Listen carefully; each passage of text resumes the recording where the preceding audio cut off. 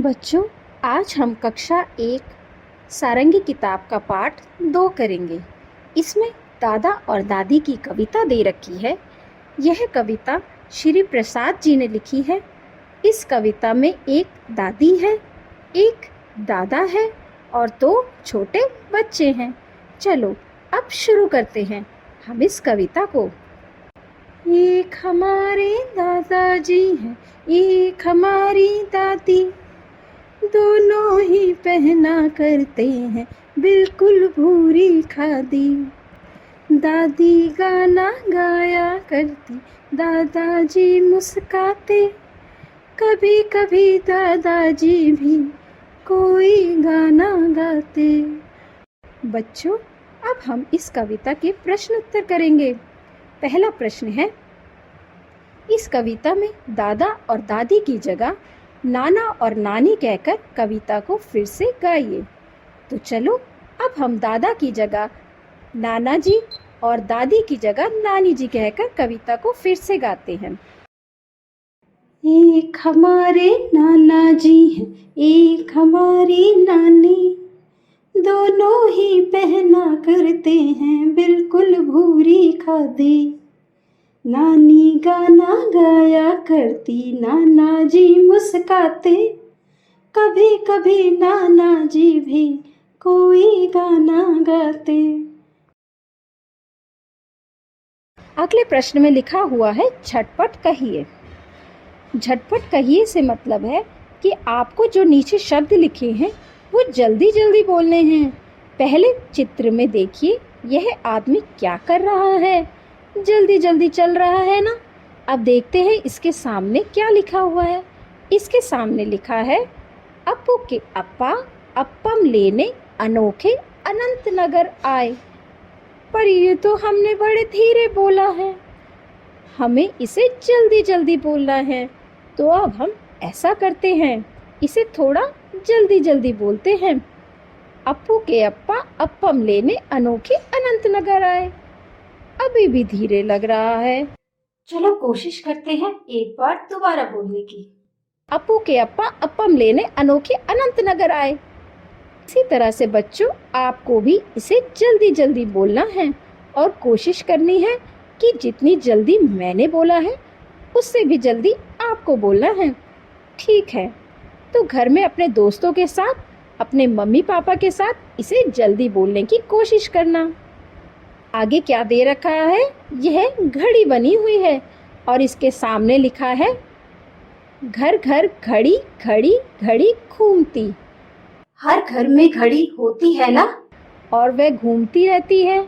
उसके मिनट की सुई भी घूमती रहती है, घंटे की सुई भी घूमती रहती है और सेकंड की सुई भी घूमती रहती है। अब चलो हम इसे थोड़ा सा जल्दी बोलते हैं। घर घर घड़ी घड़ी घड़ी घूमती। थोड़ा धीरे था, थोड़ा और तेज बोलने की कोशिश करते हैं। घर घर घड़ी घड़ी घड़ी घूमती। तो ऐसे ही आपने भी इसे जल्दी जल्दी बोलना है। आगे लिखा है, शब्दों का खेल। इसमें पहला प्रश्न है, अप्पू अप्पा अप्पम की तरह अ की जगह पर म न द की ध्वनि से शब्द बनाकर सुनाइए। तो हमें क्या करना है, अप्पू अप्पा अप्पम में जहाँ भी अ शब्द लिखा हुआ है उसकी जगह म द और न की ध्वनि से शब्द बनाने हैं। अगर हम अ की जगह म लगा दें तो ये बन जाएगा मप्पू मप्पा मप्पम। इसी तरह से अगर हम अ की जगह न लगा दें तो ये बन जाएगा नप्पू नप्पा नप्पम। और आखिर में अगर हम अ की जगह द लगा दें तो ये बन जाएगा दप्पू दप्पा दप्पम। इसी तरह से आपको भी इन शब्दों को बोलना है, साथ में दूसरी ध्वनि से भी शब्द बनाकर उनको भी बोलने की कोशिश करनी है। दूसरा प्रश्न है, निम्नलिखित शब्दों को सुनकर उनमें आई ध्वनियों की संख्या बताइए। तो नीचे ये हमने कई सारे शब्द दे रखे हैं, देखते हैं हम इसमें कितनी ध्वनियाँ हैं। कितनी ध्वनियाँ यानी कितनी आवाज़ आ रही हैं। पहला शब्द है दा दा, दादा। तो इसमें दो आवाज़ें आ रही हैं, एक द की और दूसरी भी द की, यानी इसमें हो गई दो ध्वनियाँ। अगला शब्द है दा दी, दादी। इसमें कितनी ध्वनियों की आवाज़ आ रही है? दो की, दा की और दी की, दा दी, दो ध्वनियाँ। इसी तरह से अगला शब्द है नानी, नानी। इसमें कितनी आवाज़ें आ रही हैं? दो, ना नी, नानी। अगला शब्द है ना ना, नाना। इसमें कितनी ध्वनियाँ आ रही हैं? इसमें भी दो ध्वनियाँ आ रही हैं, ना की और ना की, यानी दो ध्वनियाँ। अगला शब्द है मामा। इसमें कितनी ध्वनियाँ आ रही हैं? दो ध्वनियाँ, माँ की और माँ की, मामा। अगला शब्द है मामी, मामी। इसमें कितनी ध्वनियाँ आ रही हैं? दो ध्वनियाँ आ रही हैं, एक माँ की और दूसरा मी की, यानी मामी। अगला शब्द है दना दन। इसमें बच्चों बताओ कितनी ध्वनियाँ आ रही हैं? चलो इस शब्द को दोबारा पढ़ते हैं। द ना द न, दना दन। तो आप बताओ कितनी ध्वनियाँ आ रही हैं? इसमें आ रही हैं चार ध्वनियाँ। पहली ध्वनि द, दूसरी ध्वनि ना, तीसरी ध्वनि द, चौथी ध्वनि न, दना दन। अगला शब्द है अपना। इसमें कितनी ध्वनियाँ आ रही हैं? इसमें आ रही हैं तीन ध्वनियाँ। पहली ध्वनि अ, दूसरी ध्वनि प, तीसरी ध्वनि न, अपना, अपना, तीन ध्वनियाँ। अगला शब्द है अनार। इसमें कितनी ध्वनियाँ आ रही हैं? इसमें भी आ रही हैं तीन ध्वनियाँ। कैसे? अ ना र। पहली ध्वनि अ, दूसरी ध्वनि ना, तीसरी ध्वनि र, अनार। और आखिरी शब्द है नमन।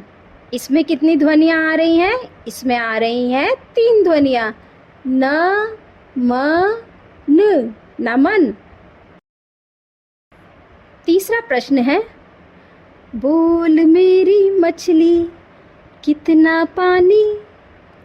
आगे लिखा है, नीचे दिए हुए चित्रों को देखकर मछलियों की संख्या बताइए। तो आप यहाँ देख रहे हैं ना, नीचे एक चित्र बना हुआ है और मछलियाँ इसमें क्या कर रही हैं? पानी में तैर रही हैं। बड़ी रंग बिरंगी मछलियाँ हैं, है ना? तो चलो पता करते हैं कितनी मछलियाँ हैं। ये है पहली मछली, ये है दूसरी मछली, ये तीसरी मछली, ये चौथी मछली। तो कितनी मछलियाँ हो गई? चार मछलियाँ। ठीक है बच्चों, अब हम करेंगे आओ सुने। आप देख रहे हैं ना, एक लड़का बना हुआ है और इसके कान पर क्या रखा हुआ है? हाथ रखा हुआ है और बड़े ध्यान से सुन रहा है। तो इन प्रश्नों को भी आपने बड़े ध्यान से सुनना है। पहला प्रश्न है अपना अनार। इन शब्दों में पहली ध्वनि कौन सी आई?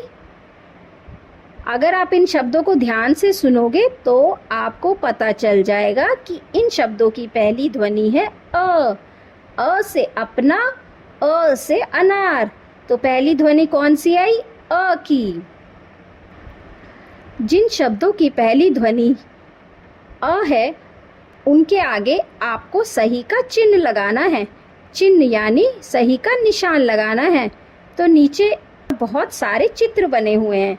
चलो ऐसा करते हैं, पहले हम इन चित्रों को गिनते हैं। 1 2 3 4 5 6 6 चित्र दे रखे हैं। अब हम देखते हैं कि इन चित्रों में से किस चित्र की पहली ध्वनि क्या है।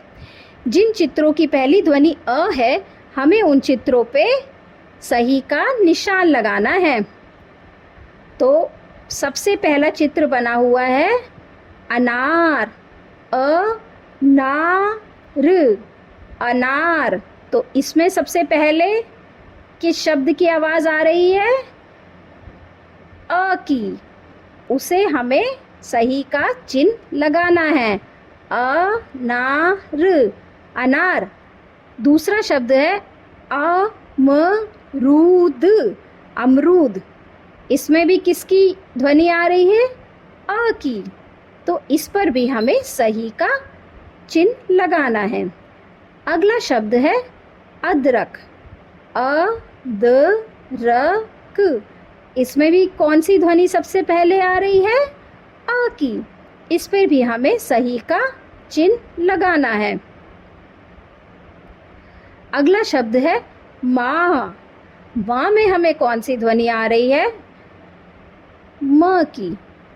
तो इस पर हमें सही का चिन्ह नहीं लगाना है। अगला शब्द है दादा। इसमें सबसे पहले किसकी ध्वनि आ रही है? The key. तो इसमें हमें सही का चिन्ह नहीं लगाना है। अगला शब्द है घर। इसके अंदर हमें पहली ध्वनि किसकी आई? घ की। जबकि हमें किस पर सही का निशान लगाना है? अ पर। तो हम इस पर सही का निशान नहीं लगाएंगे। बच्चों, ये हमारा इस पाठ का आखिरी प्रश्न था। अब हम इसे नीचे लिखा हुआ है कि खोजें और जानें। दादा दादी और नाना नानी कविताओं को अपने परिवार के किसी सदस्य को सुनाएं। उनसे परिवार और घर से जुड़ी कोई कविता या कहानी पूछें और सुनाने के लिए कहें। तो आप भी अपने घर में अपनी मम्मी पापा से उनके बचपन के बारे में उनकी कहानी सुनो, ठीक है? और एक चीज़ मैं और पूछना चाहूँगी आपसे। आप नीचे देख रहे हो ना, ये गिलहरी बनी हुई है, इसके साथ एक पत्थर रखा हुआ है। इस पत्थर पर क्या नंबर लिखा हुआ है तो बताओ? शाबाश, 10 नंबर, यानी इस कविता का पेज नंबर 10 है। ठीक है बच्चों, अगर आपको ये वीडियो पसंद आई हो तो इस वीडियो को लाइक करें और इसी तरह की और वीडियो देखने के लिए चैनल को सब्सक्राइब करें। धन्यवाद।